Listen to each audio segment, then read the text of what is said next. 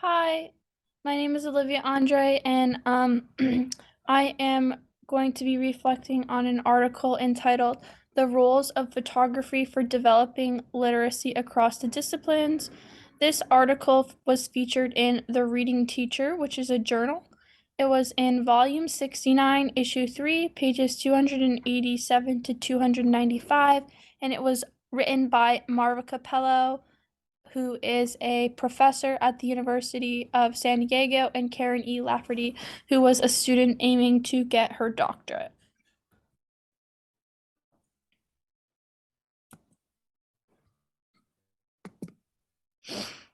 All right, so a quick little intro and overview to this article. The main goal was to discuss how images and photography can be used to add on to literacy. So, for visuals and thinking, first, they just mentioned in the article how we live in a modern world full of images. So, as teachers, in order to play into that, we should also be including images in our teaching. So, of course, for receptive purposes, scaffolding, which we talked about in class, so that they have things to build off of when they're learning new things. Um, Using images supports understanding. It helps them with their retention of new information, because they're not only hearing it, they're seeing it, they're reading it, all of those things combined for retention. It supports vocabulary learning, and it also is extra support for new students and English language learners, which is something I thought was really interesting, because like one example would be in a preschool or kindergarten classroom, teachers need to have a very specific and detailed schedule, because at that age, students need a routine. But rather than using words on their schedule, it's very beneficial to use a schedule that is all images so the kids can actually follow along. So that's just one example I thought of. And then also, images and photography are really helpful for English language learners. So, of course, the words they're reading are all new to them, but pictures are pretty universal. So, that's a very helpful tool. And then one specific strategy discussed in this article is called the visual thinking strategy, also known as VTS. And VTS was actually developed for to be used in museums. But I really liked this little yellow circle, which says VTS gives students permission to wonder by promoting a learning process that draws from a child's pre-existing visual and cognitive skills. But anyways, so through VTS or during VTS, students reflect on the following questions. What is going on in this picture? What do you see that makes you say that? And what else is there to see? So they ask themselves those questions and reflect and maybe write down or think about those answers.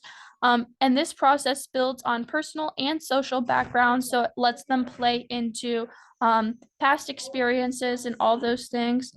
And it also lets them use multiple aspects of cognition. So how we can actually use this to enhance teaching and learning, first plays into the role of academic vocabulary. So through teacher asked questions, students are able to use essential and top tier vocabulary. So the examples discussed in the article were science classes, and the students were able to recall words like sedimentary and stratified.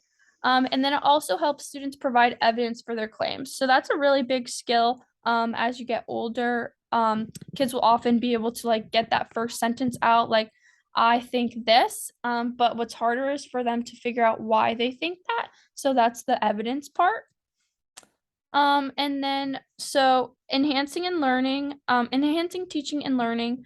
We also have metacognition.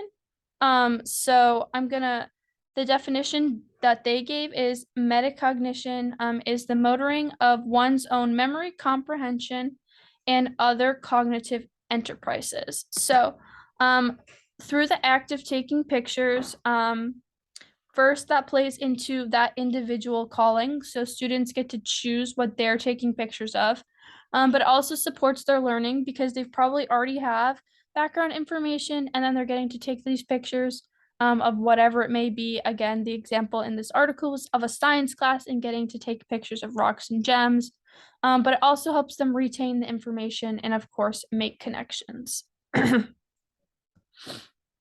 All right, so recommendations. This whole article really relates to any discipline, but I think this is a good breakdown to how to think about ways you could relate it to your discipline. So first, it's encouraging teachers to carefully choose visuals, and then once you have those visuals, you're going to use them to support the complex concepts you're teaching. And then this will allow students to make close observations, sustain inquiry, and then transfer academic language. So photographs supported science and literacy learning, as the article stated, and also provided an alternate way for students to express knowledge and help the teacher determine whether students understood academic content. So I think it's always really important anytime we can evaluate what students know without giving just a written test. And then some personal takeaways. The article that relate to other disciplines that they mentioned is using VTS for the development of students' oral vocabulary. However, they say we also encourage teachers to complement this activity with strategies such as shared or interactive writing that might help students transfer academic vocabulary from oral language into their independent writing. So that would relate to specific to like English and literature classes. And then some personal takeaways that I thought of relating to physical education. In the photography aspect, I was shadowing at a school nearby, and one day I came in during their frisbee unit, and they got to spend that class time taking like trick shot videos. And then the teacher compiled all of those videos together for like one long video that they watched the next class.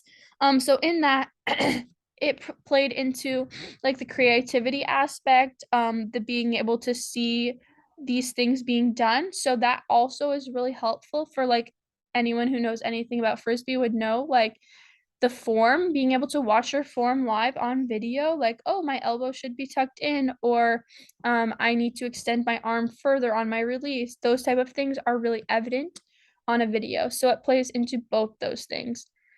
And it also introduces technology into PE, which is rare.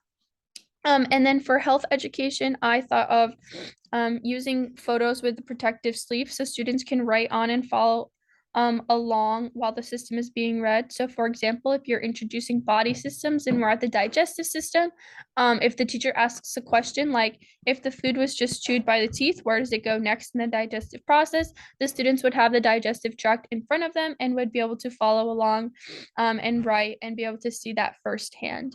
And then I think as you guys reflect on this in your writings, you can think about how this relates to your discipline as well.